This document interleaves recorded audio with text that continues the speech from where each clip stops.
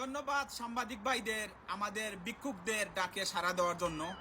আজকে আমাদের ভিক্ষুক সমিতির সভাপতি ইলিয়াস কাঞ্চন সাগর সরকারের কাছে আমাদের ভিক্ষুকদের পক্ষ থেকে কিছু দায় দাবি তুলে ধরবে। ধন্যবাদ ভিক্ষুক জুয়েল। ধন্যবাদ ধন্যবাদ সাংবাদিক ভাইরা, আপনারা আজকে আমাদের ভিক্ষুকদের ডাকে সাড়া দেওয়ার জন্য।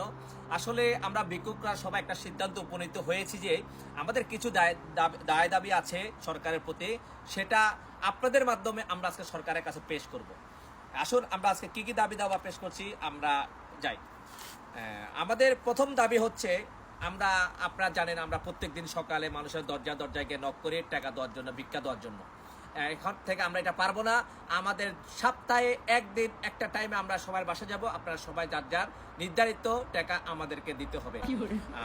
আমাদের প্রত্যেক ঘরে আমরা ঠিক করছি আমাদের সর্বোচ্চ 50 টাকা করে আমাদের প্রত্যেক ভিক্ষুককে প্রদান করতে হবে। দ্বিতীয় হচ্ছে, আপনারা জানেন আমরা সবাই রাস্তাঘাটে বাসার চিপায় আমরা ভিক্ষা খুঁজি। এখান থেকে এটা আমরা পারবো না।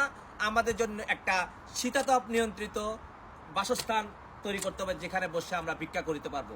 আর এখানে বসার জন্য আমাদের অবশ্যই উন্নত মানের সোফা থাকিতে হবে। আর আপনারা জানেন আমাদের অনেক ভিক্ষুক ভাই আছে যাদের পা নিয়ে চলাফেরা করতে পারে না বা চোখে অন্ধ, এরকম কিছু কিছু প্রতিবন্ধী আছে যারা ভিক্ষা করে।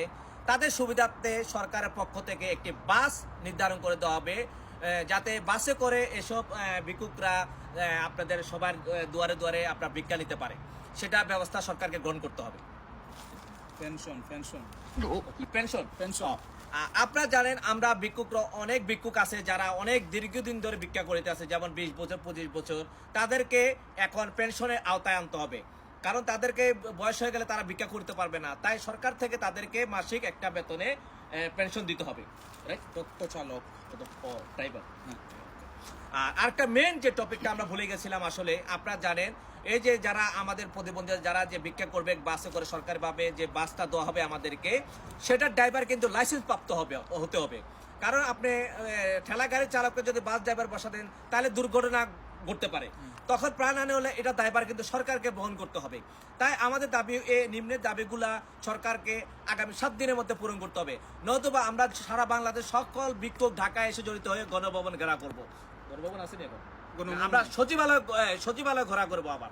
আমাদের দাবি মানতে হবে ভিক্ষুকদের দাবি মানতে হবে আমাদের দাবি মানতে হবে ভিক্ষুকদের দাবি মানতে হবে।